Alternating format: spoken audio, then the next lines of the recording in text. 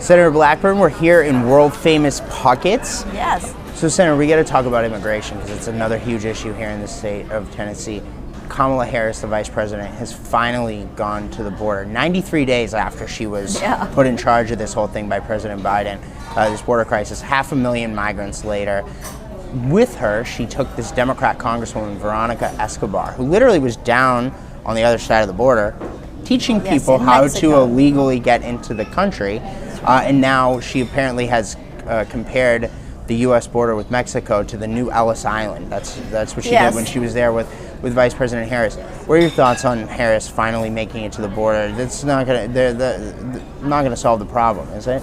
Well, she's 93 days late, and she went to the wrong address when she did this. Why not go to the Rio Grande that has twice as many illegal entrants as El Paso?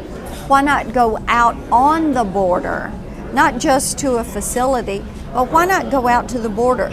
See where the wall has stopped. Look at the traffic coming across the border.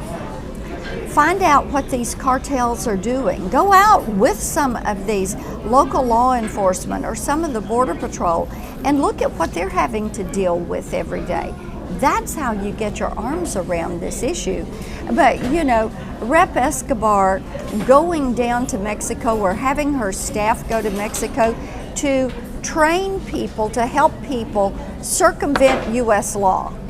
It is unbelievable. If you had Republicans out trying to help people circumvent U.S. law, I think there would be a little bit of something said about it, and you would have these news agencies with 24/7 headlines on it. But that's what they did. We feel it is heartbreaking to see these children that have been physically and sexually abused by the cartels. The cartels are completely in charge of the border. If you are not doing something to shut down that border, then you are helping the cartels. The cartels are drug trafficking, human trafficking, sex trafficking. They are bringing these gangs into the country. We have the Border Patrol so overrun now, 183,000 people in the month of May alone. Astounding numbers. And they are begging for help and resources, and the Vice President goes to somewhere that is not as overrun and doesn't even actually go down to the border. Right. So now, Senator, in the state of Tennessee, and by the way, it's not just the cartels that are, there's problems with these kids. I mean, we've seen recent reports that in the state of Tennessee, they've been apparently bringing them to other states, not just the border states, including here in Tennessee. And they aren't telling you guys about it. But then apparently one of the kids went missing. And then we've had reports of another kid being abused. That's correct. Tell us about what's going on with that, because the Biden administration is not being transparent about this. No, they are not being transparent about it. And Senator Hagerty and Congressman Fleischman and I have written to HHS trying to get an explanation of what happened. We know it is a federal contract with the Baptiste Group, and they are housing children there in Chattanooga. We do know that there are reports of one alleged sexual abuse. We do know that one child is missing. These are from different facilities.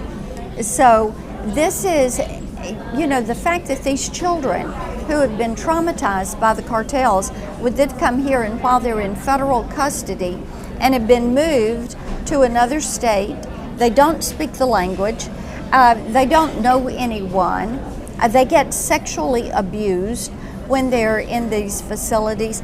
This is, it is heartbreaking, and it ought not to stop. But in order to save face, which is what the Biden administration thinks that they are doing, they're thinking they can cover this problem up. They're just saying, well, we have children in facilities and they're not acknowledging the problems. But Matt, this is why every town is a border town and every state is a border state, because of all of the trafficking, the drugs, people coming across the borders, and then being moved they're not being sent home. It's not catch and deport, it is catch and release. And they're being sent all around the country to communities that are going to have to pick up the cost of education and health care and children's services and social services and food and housing. So it's going to be very expensive.